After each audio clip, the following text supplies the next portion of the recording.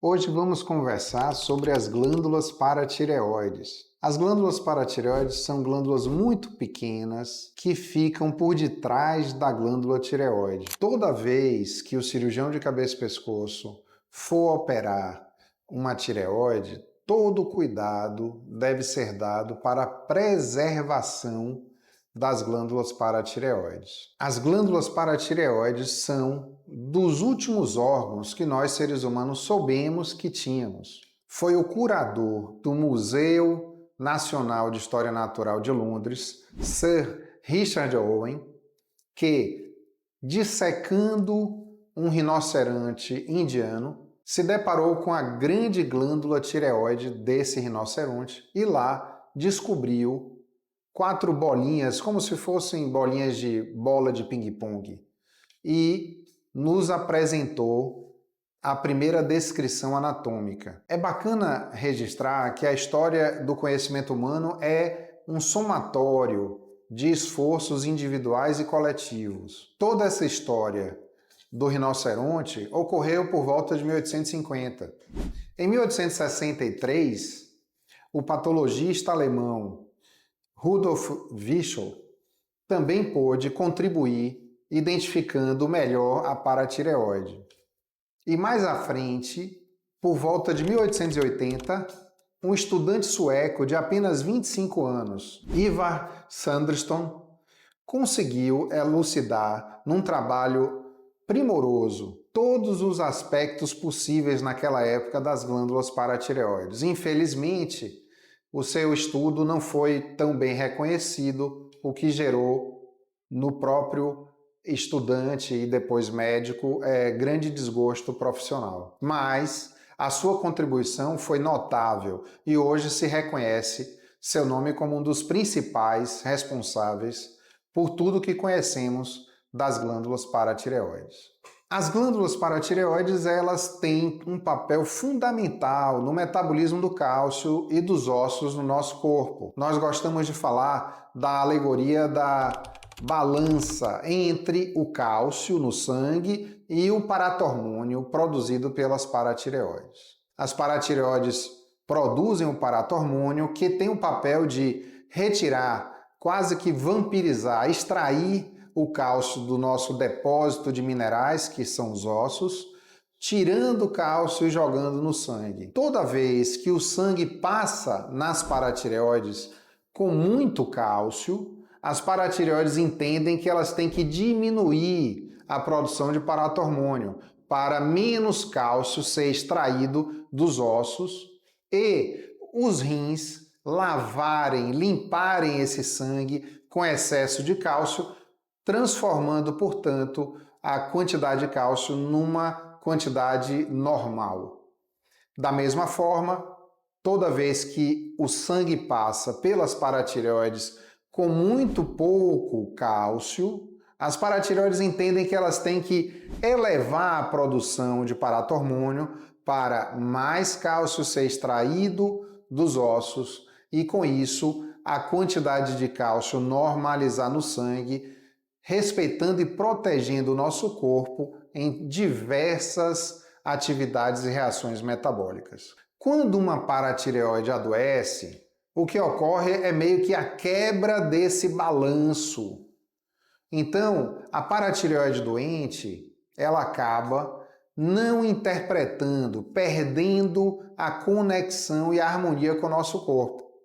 De forma que, mesmo passando por ela um sangue com muito cálcio, ela vai continuar produzindo muito paratormônio e a balança vai ser quebrada, de forma que só piorando a situação dos pacientes, porque apesar do sangue já estar muito rico em cálcio, a paratireoide doente vai jogar muito paratormônio no sangue e esse excesso de paratormônio vai somente piorar a situação, pois vai retirar cálcio em excesso, como que vampirizando esses ossos, aumentando ainda mais o cálcio no sangue e exigindo do rim uma quantidade de trabalho excessiva para tentar diminuir esse excesso de cálcio no sangue. Essa é uma doença silenciosa que ao longo dos anos se instala sem manifestações clínicas e que vai aos poucos tornando os ossos fracos, quebradiços, em razão dessa vampirização que ocorre e gerando nos rins um excesso de trabalho e mesmo uma série de doenças renais, como por exemplo, cálculos renais em excesso e mesmo a insuficiência renal, gerando problemas gravíssimos para o paciente.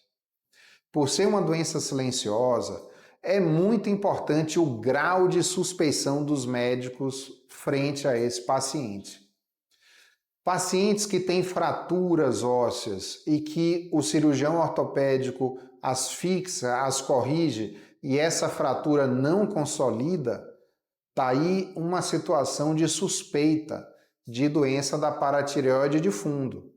Pacientes que começam a ter uma problemática renal, seja de excesso de cálculos, seja de uma perda da função renal, especialmente com cálcio elevado no sangue, outra situação que nós temos que ter um grau de suspeição. As doenças da paratireoide podem ser primárias e geralmente é uma única glândula adoecida, o adenoma de paratireoide, e isso ocorre em até 70% a 80% dessas doenças, ou mesmo secundária a uma insuficiência renal que faz com que o cálcio fique cronicamente elevado e com isso as paratireoides podem adoecer como um todo. Os endocrinologistas, principalmente para as doenças primárias, e os nefrologistas para as doenças secundárias, são os médicos que mais comumente veem e fazem o diagnóstico assertivo e cuidadoso da doença da paratireoide. E o cirurgião de cabeça e pescoço é o especialista cirurgião para tratar a doença da paratireoide. É muito importante definir a elevação tanto do cálcio quanto do paratormônio, o nível de eliminação de cálcio na urina, através de outros estudos como densitometria óssea, que demonstrem um grau de osteopenia ou osteoporose que não seja comumente aceitável para cada paciente. Feito o diagnóstico, o esforço todo é para a precisa localização da glândula doente ou das glândulas doentes. E aí a utilização de combinações como a cintilografia de paratireoides para ver se há uma ou mais paratireoides com excesso de função, associado a um excelente ultrassom feito por mãos treinadas, experientes em diagnosticar paratireoide doente, o que não é tarefa fácil. Somente ultrassonografistas de muita competência são capazes de identificar com precisão. E podemos ainda lançar mão de outros exames, como a tomografia e a ressonância 4D.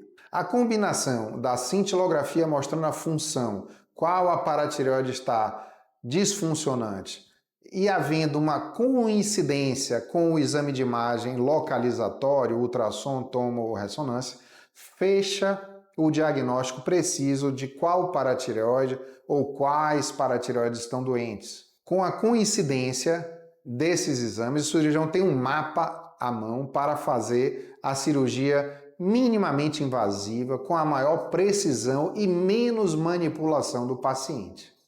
Outras tecnologias localizatórias para o ato intraoperatório podem ser feitas, como por exemplo, o uso de nanquim, injeção de carvão vegetal guiado por ultrassom antes da cirurgia, para que o cirurgião identifique o local mais preciso. A combinação de biópsia, congelação do tecido retirado para garantir que se trata de paratireoide, associado ao PTH rápido, exame laboratorial que mostra a queda do PTH de níveis muito altos para pelo menos uma queda de 50% no mínimo após a retirada dessa glândula, é muito auxiliar a toda a técnica cirúrgica. Tudo isso feito em benefício do paciente, para que ele tenha a cirurgia mais precisa, menos invasiva, mais eficaz e, com isso, a sua internação seja mais segura, mais rápida e menos controversa ou com problemas. O pós-operatório é muito importante porque costuma ocorrer a chamada fome óssea nos primeiros 24 a 72 horas antes, até mesmo no quinto dia, quando os ossos livres daquela paratireoide que os vampirizava se sentem com a capacidade de puxar de novo o cálcio do sangue para remineralizar os ossos. Com isso, o cálcio pode despencar por duas razões. Tanto essa puxada de cálcio para os ossos por conta da fome óssea, tentando recuperar esse cálcio perdido ao longo das décadas, como também da dificuldade das paratireoides sadias em acordar novamente e voltar a produzir o paratormônio que elas sempre produziram.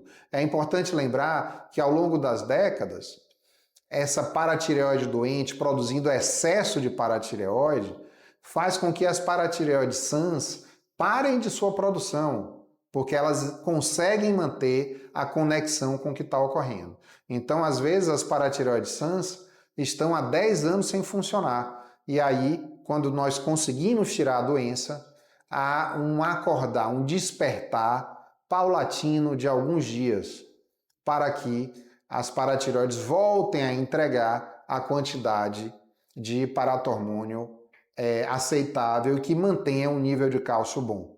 Por isso, nas primeiras horas e primeiros dias após a cirurgia da paratireoide, muita atenção da equipe de endocrinologistas, nefrologistas, cirurgião de cabeça e pescoço, intensivistas, deve ser dado ao metabolismo do cálcio para que não haja quedas muito abruptas. Com o passar dos dias, a alta hospitalar e a devida supervisão dos médicos, o paciente vai recuperando o vigor ósseo, vai recuperando a função renal e, com isso, evitando toda uma situação trágica, silenciosa que aquela doença poderia causar. Os avanços científicos na cirurgia de paratireoide são imensos e muito estimulantes para paciente médio. Situações como transplante intervivos de paratireoide, transplante de banco de paratireoide em nitrogênio líquido,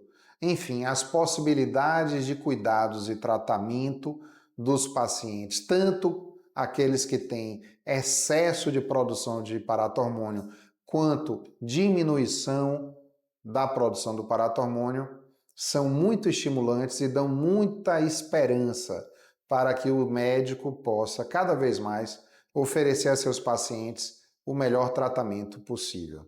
Nossos vídeos do YouTube buscam exatamente isso, aprofundar esse conhecimento com mais informações.